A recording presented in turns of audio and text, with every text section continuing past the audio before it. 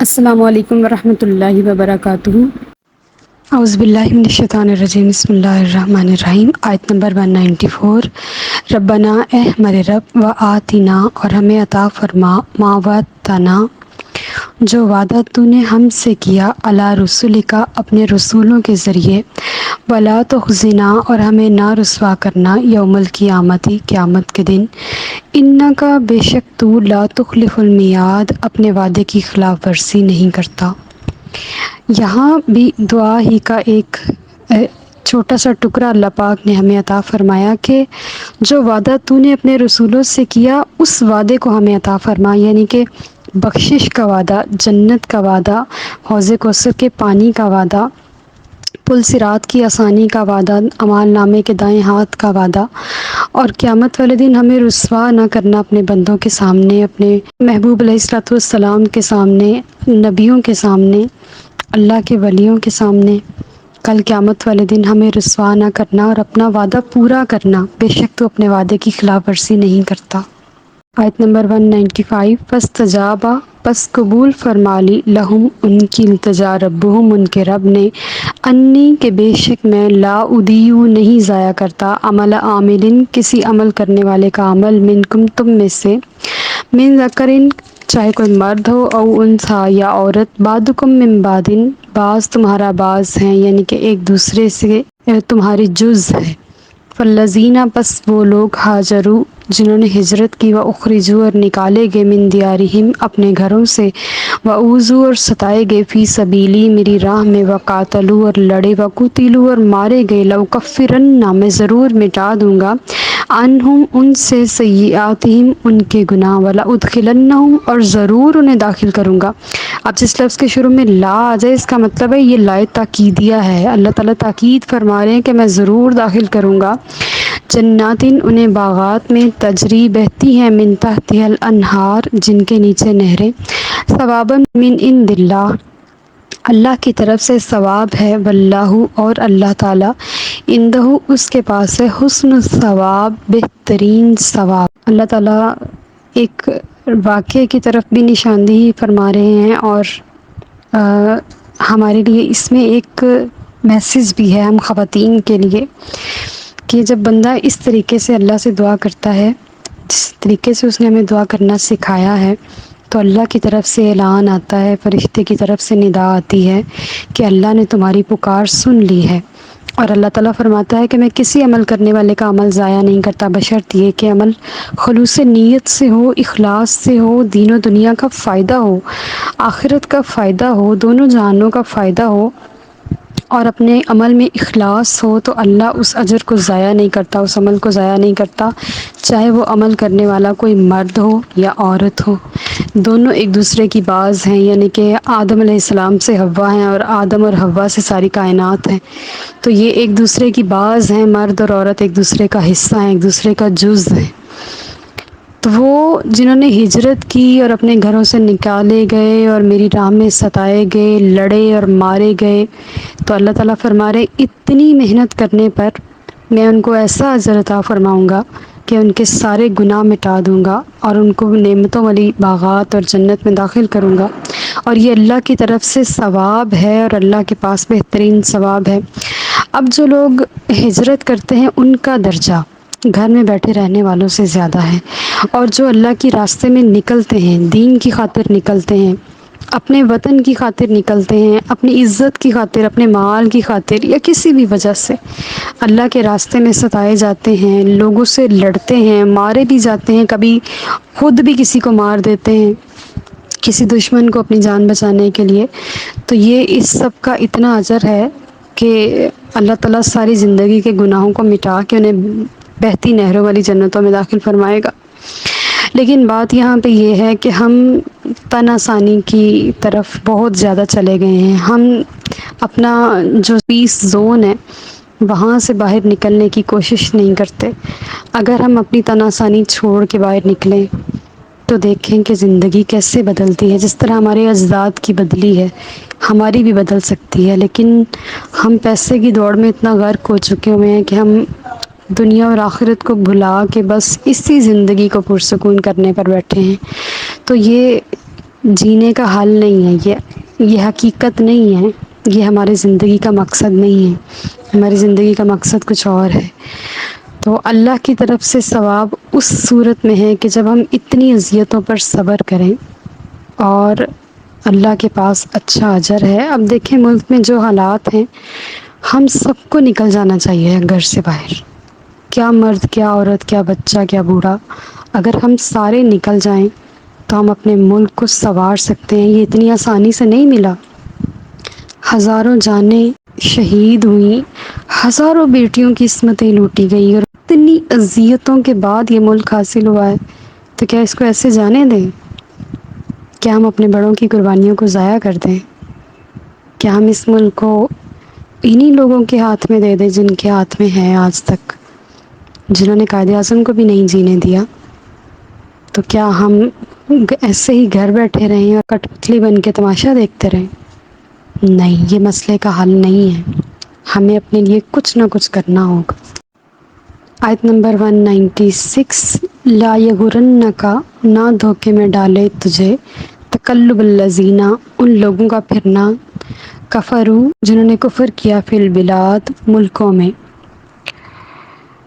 اس آیت میں اللہ تعالیٰ کفار کی ظاہری شان و شوکت کے بارے میں بتا رہے ہیں کہ کمزور لوگ کے دل میں یہ خیال ہوتا ہے کہ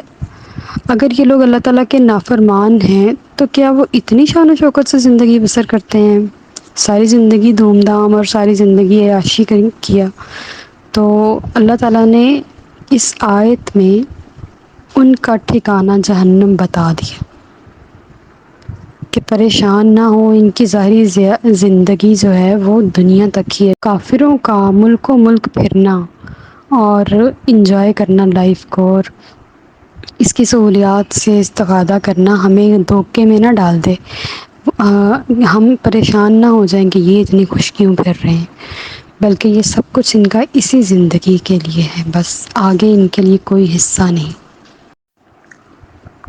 آیت نمبر 197، متاع قلیل، بہت تھوڑی مدت کے لیے ان کی یہ لطف اندوزی ہے یا یہ سامان ہے، ثم پھر مأواہم جہنم، ان کا ٹھکانہ جہنم ہے، وبئس المہاد، اور بہت ہی بری پلٹنے کی جگہ، ٹھہرنے کی جگہ، یعنی کہ جو کچھ بھی ہے وہ اسی دنیاوی زندگی کے لیے ہے، اس سے آگے ان کے لیے کوئی حصہ نہیں ہے۔ اللہ تعالیٰ کی بارگاہ میں کوئی جنتیں نہیں ہیں، کوئی رحمتیں نہیں ہیں، صرف جہنم ہے۔ وجہ یہ ہے کہ انہوں نے اسلام قبول نہیں کیا۔ اسلام کتنی بڑی نعمت ہے، مغفرت کتنی بڑی سلطنت ہے، یہ ہم نہیں جانتے، لیکن جب ہم مریں گے تو ہمیں پتہ چلے گا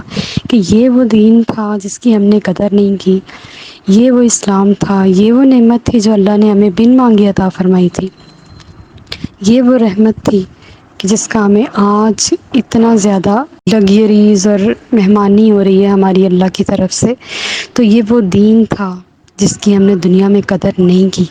اس سے پہلے آج ہی ہمیں اس دین کی قدر کرنی ہے۔ آیت نمبر 198، لیکن الذین اتقوا، لیکن وہ جو ڈرتے رہے، ربہم، اپنے رب سے، لہم، ان کے لیے، جنات، باغات ہیں، تجری، بہتی ہیں، من تحتها الانہار، ان کے نیچے نہریں، خالدین فیہا، وہ اس میں ہمیشہ رہیں گے، نزل من عند اللہ، یہ مہمان نوازی ہے اللہ کی طرف سے، وما عند اللہ، اور جو اللہ کے پاس ہے، خیر للابرار، وہ بہتر ہے نیکوکاروں کے لیے۔ ہم نے پچھلی آیت میں پڑھا تھا کہ کافروں کا ملک و ملک پھرنا یا ترقی کرنا ہمیں حیرانگی میں نہ ڈال دے، دھوکے میں نہ ڈال دے، ان کا ٹھکانہ جہنم ہے۔ لیکن اس کے برعکس وہ لوگ جو اللہ سے ڈرتے ہیں، اس کی رضا میں راضی رہتے ہیں، تو اللہ نے ان کے لیے جنتیں رکھی ہیں۔ جنات جو ہے نا، یہ جنت کی جمع ہے، یعنی کہ بہت ساری جنتیں ہیں جن کے نیچے نہریں بہتی ہوں گی، وہ اس میں ہمیشہ رہیں گے، اور یہ اللہ تعالیٰ کی طرف سے مہمان نوازی ہوگی، اور وہاں وہ میزبان ہوگا اور وہ بندے اس کے مہمان ہوں گے۔ اور اللہ تعالیٰ فرما رہے جو میرے پاس ہے نا، وما عند اللہ خیر للابرار، جو اللہ کے پاس ہے وہ نیکوکاروں کے لیے بہت بہتر ہے۔ دنیاوی زندگی، دنیاوی چیزیں ہیں، دنیا کی مٹی سے بنی ہیں، ہر چیز مٹی سے بنی ہے، دھاتوں سے بنی ہے، پہاڑوں سے بنی ہے، ہر چیز اسی زمین سے بنی ہے۔ جو دنیا کی چیزیں ہیں وہ اسی دنیا کی چیزوں سے بنی ہیں، لیکن جو جنتوں کی چیزیں ہیں وہ نیکوکاروں کے لیے بہترین اشیاء سے بنی ہیں، ان کے انگریڈینٹس شاندار ہیں، تبھی تو ہم ان کا تصور نہیں کر سکتے نا اس دنیا میں کہ وہ کیا ہوگا، کیونکہ ان کے انگریڈینٹس اس دنیا میں نہیں ہیں۔ اللہ نے وہ سب کچھ ایک راز کی شکل میں، سرپرائز کی شکل میں سمجھ لیں اپنے نیکوکار بندوں کے لیے سنبھال رکھا ہے۔ آیت نمبر 199، وَإِنَّ مِنْ أَهْلِ الْكِتَابِ، اور اہل کتاب میں سے ایسے ہیں لَمَن يُؤْمِنُ، جو ایمان لاتے ہیں بِاللَّهِ، اللہ پر، وَمَا أُنزِلَ، اور جو اتارا گیا إِلَيْكُمْ، آپ کی طرف، وَمَا أُنزِلَ، اور جو اتارا گیا إِلَيْهِمْ، ان کی طرف، خاشعین للہ، عاجزی کرنے والے ہیں اللہ کی، اللہ کے لیے، لا یشترون، نہیں سودا کرتے، نہیں بیچتے، بھی آیات اللہ، اللہ کی آیتوں کو، ثمناً قلیلا، تھوڑی قیمت کے عوض، اولئک، یہی وہ لوگ ہیں، لہم اجرہم، ان کے لیے ان کا اجر ہے، عند ربہم، ان کے رب کے پاس، ان اللہ، بے شک اللہ تعالیٰ، سریع الحساب، بہت جلد حساب لینے والا ہے، تیزی سے حساب لینے والا ہے۔ سورت کا لفظ ہم پڑھتے ہیں نا اردو زبان میں، تیزی سے، بجلی کسی تیزی سے اللہ تعالیٰ حساب لینے والا ہے۔ اب ایسے اہل کتاب بھی ہیں اس دنیا میں، شاید اب ناپید ہیں لیکن نبی کریم صلی اللہ علیہ وسلم کے دور مبارک میں تھے ایسے اہل کتاب جو اللہ پر بھی ایمان لاتے تھے، اور توریت، زبور، انجیل اور قرآن پاک پر بھی ایمان لاتے تھے، اور اللہ کے لیے بڑی عاجزی اختیار کرتے تھے، اور اپنے نبی کے سیدھے دین پر قائم تھے، یعنی کہ انہوں نے اپنے نبی کے دین میں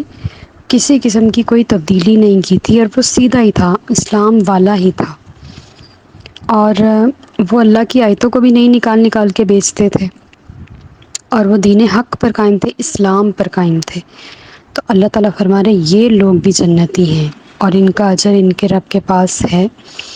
اور وہ بہت جلد حساب لینے والا ہے۔ لیکن اسلام لانے کے بعد، اسلام کے آ جانے کے بعد، بے شک وہ بھی اسلام پر ہی قائم تھے، لیکن نبی کریم صلی اللہ علیہ وسلم کی تشریف لانے کے بعد سابقہ تمام ادیان، یعنی کہ سب دین منسوخ ہو چکے ہیں، اب ان کے اوپر عمل درآمد کرنا لازم نہیں ہے، اور وہ سمجھ لیں کہ جب کوئی نئی آیت آتی ہے تو پچھلی آیت کا حکم منسوخ ہو جاتا ہے نا، کہ پہلے حکم تھا کہ سحری اور افطاری جو ہے وہ رات کو ہی ہو جانی ہے ایک ہی بار، بس روزہ کھولا اور اگلا شروع ہو گیا، لیکن پھر اللہ نے ہمیں 8-9 گھنٹے دے دیے افطاری سے سحری تک، آج جتنا مرضی کھاؤ پیو، پہلا حکم منسوخ ہو چکا ہے، اب اگلا حکم جاری ہے، تو لہٰذا پچھلے دین منسوخ ہو چکے ہیں، اب نیا دین جاری ہے۔ پچھلے سب زبور، انجیل کے ماننے والے یا دیگر جتنے بھی ادیان دنیا میں ہیں وہ سب منسوخ ہو چکے ہیں نبی کریم صلی اللہ علیہ وسلم کے تشریف لے آنے کی وجہ سے، تو اب اسلام ہی دین ہے۔ لیکن یہ اس وقت کی بات کر رہے ہیں اللہ کریم کہ جب نبی کریم صلی اللہ علیہ وسلم تشریف نہیں لائے تھے، اور وہ اپنے دین پر، حق پر قائم تھے،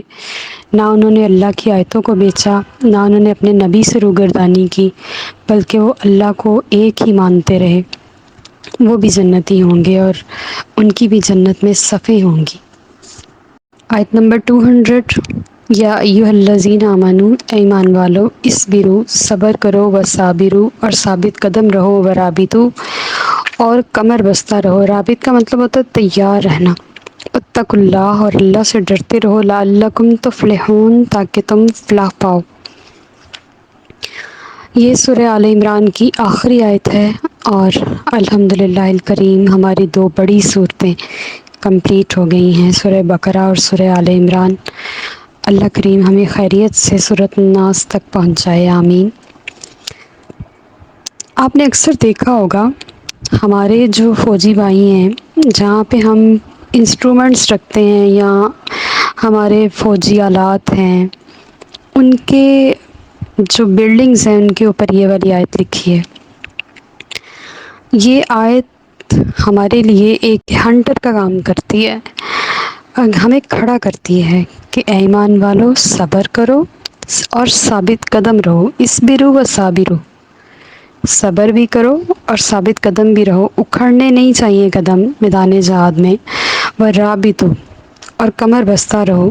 اب رابطو سے مراد یہ ہے کہ جو ہتھیار اور اوزار وہ بنا رہے ہیں ہمارے خلاف، ہمیں بھی وہ ان ہتھیاروں اور اوزاروں کو تیار کرنا چاہیے ان کے خلاف، یعنی کہ جتنی قوت وہ ہمارے لیے تیار کر رہے ہیں اتنی ہی قوت یا اس سے بہتر قوت ہم بھی ان کے مقابلے کے لیے تیار کریں، اور صبر کریں ان کی ایذا رسانیوں پر اور ان کی جتنی بھی حرکتیں ہیں ان سب پر۔ اگر ہم اپنے اصلاحی پہلو میں لے کے آئیں تو اللہ پاک نے یہاں پہ 4 باتیں بتائی ہیں جس میں دنیاوی اور آخری دونوں جہانوں کی کامیابی کا راز ہے۔ سب سے پہلی بات ہم نے کیا پڑھی؟ اصبروا، صبر کرو، وصابروا اور ثابت قدم رہو، ورابطوا،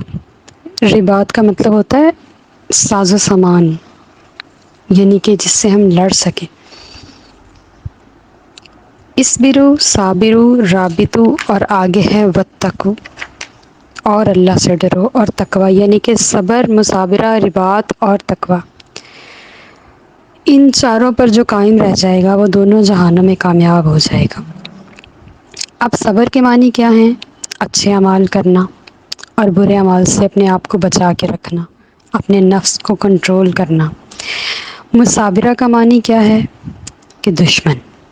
دشمن کے سامنے ثابت قدمی سے فولاد بن کے کھڑے رہنا۔ اور رباط کا مطلب اوزار، ہتھیار سب کچھ تیار رکھنا، یعنی کہ اپنے آپ کو عبادت کے لیے کاربند رکھنا، اپنی نیت کو صاف رکھنا، کمر بستہ رہنا، ریڈی رہنا۔ یہ جو مقام ہے نا رابطو، یہ جہاد فی سبیل اللہ ہے،